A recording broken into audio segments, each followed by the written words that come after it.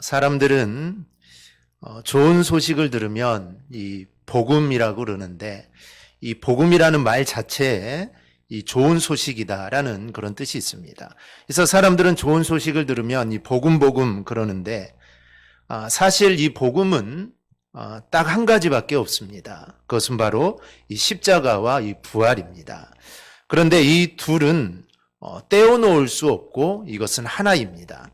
우리가 흔히 십자가라고 하면은 우리가 예수님의 죽으심만 우리가 생각하는데, 십자가의 진정한 의미는 예수님이 십자가의 죽으심으로 내 죄를 사하여 주시는 이 대속과 이 부활을 함께 포함해야 합니다.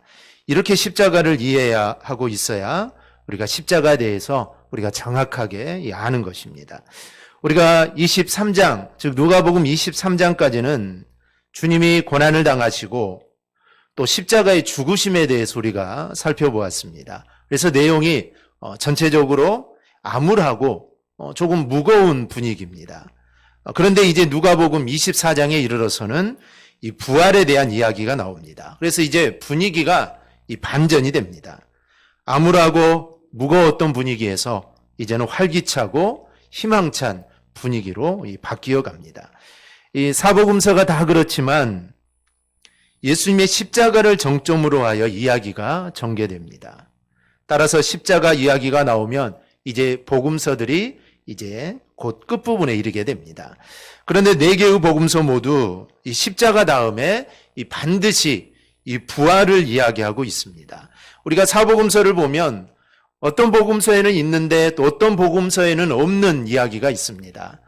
예수님이 십자가에서 7 가상 7언을 하셨는데 7가지 말씀도 어떤 복음서에는 몇 개가 있고 또 어떤 복음서에는 또 몇 개가 있고 이렇게 되어 있습니다. 그래서 7가지의 모든 말씀을 복음서들이 다 다루지 않습니다. 그런데 십자가 다음에 이 사복음서는 반드시 이 부활을 이야기하고 있습니다. 즉 십자가와 부활을 연결하고 있는 겁니다. 그 이유는 십자가의 죽음으로 끝나서는 절대로 안 되기 때문입니다. 반드시 이 부활이 있어야 하기 때문입니다. 만약 예수님이 십자가에 돌아가시는 것으로 복음서가 끝났다면 어떻게 될까요?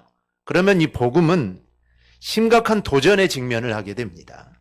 이 복음의 핵심은 예수님께서 내 죄값을 대신 치르시고 십자가에 죽으심으로 내가 하나님의 자녀가 된다는 것이 바로 이 복음이고 이 복음의 핵심입니다. 그런데 만약에 예수님이 십자가에 죽으심으로 모든 것이 끝나버린다면 과연 그 죽음이 내 죄를 사해 주셨는가를 우리는 알 수가 없게 됩니다.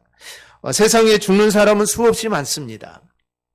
그런 사람과 똑같다면 예수님이 아무리 우리 죄를, 즉 내 죄를 위해 죽으셨다고 말씀을 하지만 이 검증할 수가 없기 때문입니다. 역사 이래 수많은 이단들이 있었고 이단들의 교주들은 자신들이 재림 메시아다, 즉 재림 예수다라고 이렇게 주장을 합니다. 그리고 자신을 믿으면 천국에 갈 수 있다라고 이렇게 그들은 말을 합니다. 그리고 그들은 다 죽었습니다. 그런데 죽어버렸으니 어떻게 그것을 증명할 수가 있겠습니까? 절대 죽은 자는 증명할 수가 없습니다. 죽은 자는 이 말이 없기 때문입니다. 그런데 예수님께서는 죽으심으로 끝난 것이 아니라 이 살아나셨습니다. 즉 살아나심으로 우리의 죄를 위해 죽으셨다는 것을 주님이 증명한 것입니다. 그래서 주님의 죽으심과 함께 이 부활이 중요한 것입니다. 만약 부활이 중요하지 않다면 사복음서는 죽음으로 끝내고 부활에 대해 이야기하지 않았을 겁니다. 그런데 사복음서 모두 부활에 대해 이야기하고 있습니다. 그것은 바로 이 부활이 정말 중요하다는 것입니다. 그래서 복음이라는 것은 이 둘이 함께 믿어져야 합니다. 복음에 대해 가장 선명하게 말하는 로마서도 이렇게 이야기합니다. 그가 죽으심은 죄에 대하여 단번에 죽으심이요 그가 살아계심은 하나님께 대하여 살아계심이니. 즉 로마서도 두 가지를 함께 이야기합니다. 즉 죽으심과 살아계심입니다. 그래서 우리 성도는 이 둘에 대해서 절대로 흔들리지 않는 이 확신을 우리는 가져야 합니다. 오늘 본문은 이 부활에 대한 이야기가 시작되는 부분입니다. 그전까지 주님은 내가 죽을 것이다. 그리고 죽었다가 내가 사흘 만에 다시 부활할 거다라고 주님은 계속 말씀하셨습니다. 그런데 주님은 이제 그 말씀대로 부활하셨다는 그 이야기가 오늘 본문입니다. 만약에 주님이 내가 부활할 거라고 하셨는데 부활하지 않았다면 주님이 지금까지 했던 모든 이야기는 다 거짓이 되는 것입니다. 그런데 주님이 부활하셨으니 지금까지 모든 말씀은 이제 사실로 판결이 되는 것입니다. 그것을 누가는 어떻게 이야기하느냐면 바로 이 빈 무덤으로 이야기를 합니다. 죽은 사람이 갖는 것이 무덤입니다. 왕도 성인도 다 무덤을 가지고 있습니다. 예수님도 인간의 육신을 입고 이 땅에 오셨기 때문에 예수님도 무덤이 있었습니다. 그런데 자신이 준비한 것이 아니라 아리마대 요셉이 제공한 그 무덤을 가지셨습니다. 하지만 안식 후 첫날 예수님이 누워 계셔야 할 그 무덤이 텅텅 비어 있었습니다. 주님께서 죽은 것으로 끝났다면 무덤은 비어 있을 수가 없습니다. 그러나 주님께 다시 살아나셨기에 이 무덤은 비어 있을 수밖에 없었습니다. 예수님의 무덤이 비어 있다는 바로 그 자체가 바로 예수님의 이 부활을 이야기하는 겁니다. 그럼 빈 무덤을 이야기하는 오늘 본문을 통해서 우리가 잊지 말아야 할 것이 우리가 무엇인지 우리가 함께 살펴보도록 하겠습니다. 첫째는 우리는 주님이 말씀하시는 그대로 우리가 받아들여야 합니다. 우리는 가끔 성경을 인용할 때 자기 방식대로 인용하는 경우가 많습니다. 특히 이단들이 그러죠. 이단들은 그 말씀 한 절만 뽑아서 앞뒤는 다 잘라버리고 그 말씀 한 절만 딱 꺼내가지고 이렇게 설명을 합니다. 그런데 하나님 말씀은 그 한 절로 설명할 수가 없죠. 앞뒤에 상황이 있기 때문에 그 상황을 고려해서 우리가 말씀을 해석해야 됩니다. 우리는 그런데 가끔 이제 내 생각대로 해석하는 경우들이 종종 있는데요. 시편 17편 8절을 보면 나를 눈동자같이 지키시고 라는 말씀이 있습니다. 즉 나를 눈동자같이 지키신다. 근데 이 말씀을 인용할 때 가장 많이 하는 이야기가 하나님의 눈동자가 우리에게서 시선을 떼지 않고 우리를 돌보신다. 이렇게 해석을 합니다. 이렇게 해석해도 은혜가 되기 때문에 괜찮지만 정확한 의미는 아닙니다. 여기서 눈동자라는 것은 하나님의 눈동자를 의미하는 것이 아니라 여기서 눈동자는 가장 소중히 여기는 것이라는 의미입니다. 그래서 이 시편을 지은 다윗은 과거 하나님께서 이스라엘 백성들을 광야에서 얼마나 소중하게 그들을 보호하셨습니까? 그래서 광야에서 가장 소중히 여기는 물건처럼 이스라엘을 아끼고 지키셨듯이 이제 자신을 그처럼 소중히 여기시고 지켜달라고 지금 기도를 하고 있는 겁니다. 그래서 눈동자같이 지키신다는 것은 하나님의 눈동자가 우리에게서 시선을 떼지 않고 돌보신다라는 그런 의미보다는 사람들의 신체 가운데 가장 약한 부분인 이 눈동자에 대해서 특별히 보호하는 것처럼 하나님께서 우리를 그렇게 보호하신다라는 그런 의미입니다.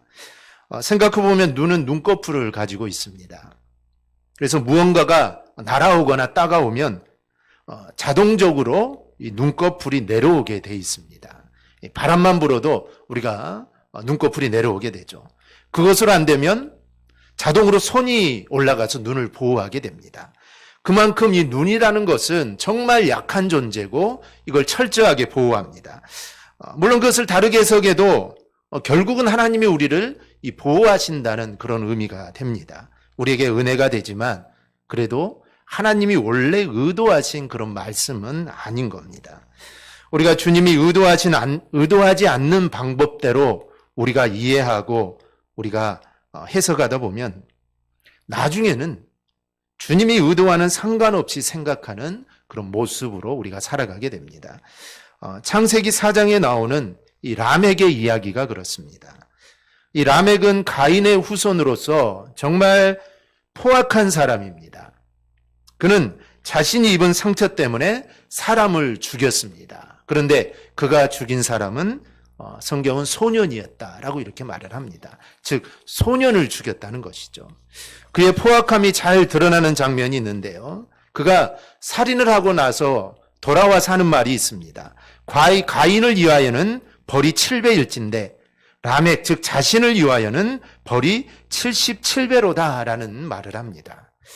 라멕은 이렇게 하나님 말씀을 인용을 하죠. 그리고 나서 가인을 해치는 자에게 하나님께서 벌을 7배나 더하신다고 했는데 야 나를 해하는 자에게는 하나님께서 77배의 벌을 주실 것이다 라고 이렇게 말을 합니다. 하나님이 가인에게 이렇게 말씀하신 이유가 있습니다. 그것은 가인에게 자비를 베풀어 그에게 살 길을 열어주시기 위해서 그렇게 말씀하는 겁니다. 가인이 너무 불쌍했다는 것이죠. 그래서 하나님이 가인을 해하는 자는 벌을 7배나 받을 것이다. 이렇게 하나님께서 말씀을 하십니다. 그런데 라멕은 가인에게 그렇게 하신 것처럼 자신도 하나님이 그렇게 돌보신다라고 이렇게 떠벌리고 있는 것입니다. 자기 마음대로 생각을 한 겁니다. 가인에게 하신 말씀은 하나님의 자비하심과 관련이 있지만 지금은 이 하나님의 자비하심과는 상관이 없습니다. 오늘날도 같은 실수를 저지르는 사람들이 있습니다. 자신이 실수를 했을 때 사람들은 성경에서 동일한 실패를 한 사람들을 찾아냅니다. 그리고 야 이런 성경의 인물도 실수를 했으니까 야 나도 실수를 할 수 있어 라고 말을 합니다. 그리고 야 이런 성경의 누구도 용서를 받았으니까 야 나도 용서를 받을 거야 라고 이렇게 말을 합니다. 성경에서 하나님이 용서하신 것은 사랑과 자비를 이야기하는 것입니다. 그런데 지금 이 사람은 자신의 잘못에 대한 정당성을 찾고 있는 겁니다. 이렇게 마음대로 해석하다 또 적용을 하다 보니 성경이 원래 이야기하는 것과는 전혀 다른 이야기가 되고 마는 것입니다. 그런데 이런 경우가 오늘 본문에도 나옵니다. 5절을 보면 여자들이 두려워 얼굴을 땅에 대니 두 사람이 이르되 어찌하여 살아있는 자를 죽은 자 가운데서 찾느냐. 이 여인들이 예수님의 무덤을 찾은 이유는 나름대로 주님에 대한 섬김의 자세 때문에 주님을 찾은 겁니다. 오늘 본문 1절에 이야기하듯이 예수님의 시신에 향품이라도 좀 채워놓고 싶은 마음들이 이 여인들에게 있었습니다. 그래서 이 일을 하려고 이 아리마대 요셉이 예수님의 시신을 자기의 무덤에 넣을 때 이 여인들은 그 위치를 잘 지켜보고 있었습니다. 그래서 나중에 이제 안식일이 지나고 그 무덤에 가서 예수님의 그 안에 향품도 넣고 또 향유도 바르기 위한 그런 준비를 한 겁니다. 이들이 이렇게 순수한 마음으로 무덤을 찾게 된 것이죠. 그런데 천사가 보기에는 자기 고집에 따른 어리석은 행동에 불과했다는 것입니다. 살아있는 자를 무덤에서 찾는 것은 이거는 어리석은 일입니다. 그리고 예수님께서는 분명히 내가 사흘 만에 다시 살아날 거다라고 분명하게 말씀을 하셨습니다. 그래서 주님의 말씀에 귀를 기울이고 있었다면 다시 살아나셨다는 것을 알아야 했습니다. 그랬더라면 굳이 주님의 시신에 향품을 채우려고 무덤을 찾아가지 않았을 것입니다. 그러나 평소에 주님이 말씀하신 대로 생각하고 또 따르는 훈련이 부족했기에 빈 무덤인 줄 모르고 그들은 찾게 된 겁니다. 만약 여인들이 주님의 말씀을 제대로 이해하고 알았더라면 그들은 빈 무덤으로 가지 않았을 것입니다. 그래서 천사가 뭐라고 합니까? 여기 계시지 않고 살아나셨느니라. 갈릴리에 계실 때에 너희에게 어떻게 말씀하셨는지를 기억하라 라고 말을 합니다. 즉 주님의 말씀을 믿었다면 여기 올 것이 아니다는 것입니다. 맞습니다. 여기 올 것이 아닙니다. 올 이유가 하나도 없습니다. 여러분 우리에게 가장 필요한 것은 우리의 고집을 버리는 것입니다. 우리는 그동안 형성된 이 고정관념을 잘 버리지 못합니다. 그래서 이런 것을 고집하면 할수록 주님의 말씀이 제대로 잘 이해가 되지 않습니다. 그래서 신앙의 가장 큰 적은 바로 이런 이 고정관념입니다. 때로는 본문에 나오는 여인들처럼 우리가 주님에 대한 이 순수한 열정이 있습니다. 즉 주님을 섬기고자 하는 순수한 열정을 가지고 있습니다. 그런데 주님의 말씀을 이해하지 못하고 우리의 고정관념에 우리가 사로잡혀 있으면 우리는 주님의 말씀을 왜곡하게 됩니다. 몇 년 전에 부천에서 끔찍한 사건이 하나가 있었죠. 중학생 딸을 학대로 죽게 한 후에 이 부활할 거라고 믿고 몇 달에 걸쳐서 시신을 집에 놓고 기도했던 사건이 있습니다. 성경 우리가 어디를 찾아봐도 학대로 또는 살인으로 죽은 자를 부활시키는 일은 성경 어디를 봐도 없습니다. 부활이라는 단어만 같을 뿐이지 성경에서 이야기하는 것과는 전혀 다른 부활을 그런 생각을 가지고 있는 겁니다. 성경에서 말하는 부활은 마지막 때에 우리 영혼이 다시 살아나는 것을 의미합니다. 그리고 그때 살아있는 자는 영광스럽게 변화되는 것, 이게 바로 성경이 말하는 부활입니다. 결국 부활은 하나님의 나라가 완성될 때 이루어지는 것입니다. 우리는 성경이 말하는 대로 생각해야지 자신의 생각하고 싶은 대로 성경을 보는 것은 절대로 이것은 바른 믿음이 아닙니다. 그래서 내 생각대로 성경을 바라보는 것은 바로 우리의 믿음이 하나님과 멀어지게 하는 것입니다. 우리가 좋은 신앙으로 하나님께 영광을 돌리기 위해서는 우리의 생각과 방법이 성경이 이야기하는 방식대로 또 주님이 이야기하는 방식대로 우리는 변해야 합니다. 우리의 생각 방법대로 성경을 보는 게 아닙니다. 우리의 고정관념이 무너지고 성경의 사고방식이 우리 안에 자리를 잡아야 우리가 주님이 기뻐하시는 신앙생활을 할 수가 있습니다. 우리는 이 사실을 기억하고 말씀 앞에 내 생각과 내 고정관념을 우리는 내려놓고 우리가 온전히 순종할 수 있기를 바랍니다. 그래야 하나님이 말씀하신 대로 우리가 이해하여 하나님을 기쁘시게 하는 삶을 살아가기를 주님의 이름으로 축원합니다. 둘째로 이 성경적인 신앙이 쉽게 가져지는 게 아니라는 점을 알아야 합니다. 이 성경적인 신앙은 쉽게 형성되지 않습니다. 이 막달라 마리아를 포함한 여인들은 믿지 않으려고 한 것이 아닙니다. 그들은 믿어보려고 했을 겁니다. 그들이 빈 무덤을 전혀 예상하지 못했던 것은 주님의 말씀이 이해가 되지 않았기 때문입니다. 이해할 수가 없었던 겁니다. 죽은 사람이 살아난다는 것을 어떻게 이걸 이해할 수 있겠습니까? 이거는 도저히 이해할 수가 없는 일입니다. 제자들도 마찬가지죠. 여인들이 빈 무덤을 갖다가 천사들로부터 산자를 죽은 자 가운데서 찾느냐라는 책망을 듣고는 제자들에게 달려가서 이 사실을 제자들에게 알려줍니다. 그래도 제자들은 여인들보다 더 많은 말씀을 들었을 겁니다. 3년 동안 함께 동거동락을 했으니 여인들과는 비교되지 않을 정도로 많은 이야기를 들었습니다.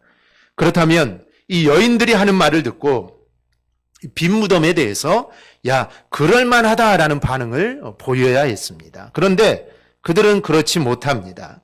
제자들의 반응도 여인들과 똑같습니다. 오늘 11절을 보면 사도들은 그들의 말이 허탄한 듯이 들려 믿지 않았다라고 합니다. 여기 허탄이라는 말은 어리석은 말, 쓸데없는 잡담이라는 뜻을 가지고 있습니다. 그런데 때로는 이 허탄이라는 말은 과대망상증을 나타내는 의학용어로도 쓰입니다. 누가는 의사죠. 그래서 누가복음에는 이 의학용어들이 종종 등장을 합니다. 그 중에 하나가 이 허탄이라는 단어입니다. 이로 볼 때 이 여인들이 전한 이 예수님의 부활의 소식을 제자들은 믿지 않았습니다. 그런데 믿지 않는 것뿐만 아니라 지금 이 이야기를 하는 여인들을 이 정신병 환자로 취급을 하는 것입니다. 야, 어떻게 죽은 사람이 살아나냐? 너희 정신이 좀 이상하구나. 이렇게 생각을 하고 있습니다. 그리고 성질이 급한 베드로는 여인들이 하는 말을 확인하고 싶어서 무덤으로 달려갑니다. 그래서 무덤 안으로 들어가죠. 그리고 빈 무덤임을 확인하고 놀랍게 여기고 그냥 집으로 돌아갑니다. 제자들의 보인 반응은 허탄하게 여겨 믿지 않았다는 겁니다. 그리고 그걸 확인한 베드로조차도 놀랍게 생각할 뿐 빈 무덤이 부활을 의미한다는 것을 그들은 깨닫지를 못했습니다. 이들은 주님을 3년 이상 따라다녔고 놀라운 경험도 했습니다. 죽은 나사로가 살아나는 것도 그들은 눈으로 봤습니다. 그럼에도 이들은 부활에 대해 분명히 들었을 텐데 전혀 그걸 생각하지 못했습니다. 이들은 믿음이 없어서가 아닙니다. 믿음이 없어서가 아니라 부활은 쉽게 믿어지는 것이 아니기 때문입니다. 우리는 믿어지지만 그 당시 제자들, 그 당시 사람들은 이 부활이라는 것을 믿을 수 없는 겁니다. 이 부활뿐만 아니라 성경이 이야기하는 진리가 모두 그렇습니다. 우리가 성경을 읽기만 하면 정말 내 믿음이 왕성해질 것 같지만 그렇지 않습니다. 어떤 사람은 성경을 많이 읽고 또 성경에 대한 지식도 정말 많은데 믿음은 또 없는 경우가 있습니다. 또 자신은 정말 내가 믿음이 있다고 말을 하는데 그것은 믿음이 아니라 그냥 자신의 방식으로 성경을 이해하는 것뿐입니다. 즉 하나님이 말씀하시는 것과는 거리가 멉니다. 우리가 니고데모를 보면 알 수 있는데요. 니고데모가 밤중에 주님을 찾아옵니다. 진리를 듣고 싶어서였죠. 예수님께서 니고데모에게 사람이 거듭나지 않으면 하나님 나라를 볼 수 없다라고 말씀을 합니다. 이 거듭난다는 말을 니고데모는 이해할 수가 없었습니다. 왜냐하면 거듭난다는 것은 다시 태어나는 것인데 내가 어떻게 다시 태어날 수 있느냐? 다시 태어나려면 다시 어머니 뱃속으로 들어가야 되는데 그래서 어떻게 다시 태어날 수 있습니까? 라고 묻죠. 그러자 주님께서 니고데모에게 이스라엘 선생으로서 이런 것도 모르느냐라고 이렇게 책망을 합니다. 니고데모는 이스라엘의 선생입니다. 이스라엘의 선생이라는 말은 하나의 관용구인데요. 이 이스라엘의 선생이라는 것은 율법 조항을 만들 수 있는 자라는 뜻입니다. 그러니 선생들 중에 선생이라는 겁니다. 니고데모는 율법을 많이 아는 자입니다. 그래서 율법 조항을 만들 수 있는 자입니다. 그럼에도 주님이 말씀하시는 이 거듭난다는 말을 그는 이해를 하지 못했습니다. 이해하지 못하니 당연히 믿을 수도 없는 겁니다. 이렇게 성경의 진리는, 그리고 오늘 본문에 나오는 이 부활에 대한 진리는 쉽게 알게 되는 것도 아니고 쉽게 믿어지는 것도 아닙니다. 얼마나 깨달아지지 않고 믿어지지 않으면 이 주님을 따라다니는 제자들조차도 허탄한 것으로 이렇게 알았겠습니까? 그러니 쉽지 않다는 것입니다. 그런데 성경대로 믿어지게 하는 방법이 있습니다. 그것이 바로 이 성령의 역사입니다. 본문은 빈 무덤 이야기는 여기서 멈춥니다. 그리고 24장에는 이제 제자들이 부활하신 주님을 만나는 이야기가 나오고 이제 이어지는 이 사도행전을 보면 이 성령이 임하고 나서 제자들이 부활에 대해서 정확하게 아는 내용이 나옵니다. 그래서 누가복음과 이 사도행전은 누가가 지었죠. 그래서 연결성이 있습니다. 그래서 한 복음 같이 두 복음서는 연결이 되는데요. 그래서 누가복음 마지막과 사도행전 첫 부분은 연결되는 그런 느낌을 받습니다. 사도행전 1장을 보면 이런 말씀이 있습니다. 우리 한번 찾아볼까요? 오늘 말씀에서 좀만 넘기시면 사도행전 1장 12절에서 15절입니다. 사도행전 1장 12절에서 15절 우리 함께 한 목소리로 우리 한번 읽어보겠습니다. 제자들이 감람온이라는 산으로부터 예루살렘에 돌아오니 이 산은 예루살렘에서 가까워 안식일에 가기 알맞은 길이라. 들어가 그들이 유하는 다락방으로 올라가니 베드로, 요한, 야고보, 안드레와 빌리, 도마와 바돌로메, 마테와 및 알페오의 아들 야고보, 셀로신 시몬, 야고보의 아들 유다가 다 거기 있어 여자들과 예수의 어머니 마리아와 예수의 아우들과 더불어 마음을 같이하여 오로지 기도에 힘쓰더라. 모인 무리가 수가 약 120명이나 되더라. 그때 베드로가 그 형제들 가운데 일어서서 이르되 아멘. 여기 나타난 이들을 구분하여 보면 오늘 본문에 나온 12제자가 있습니다.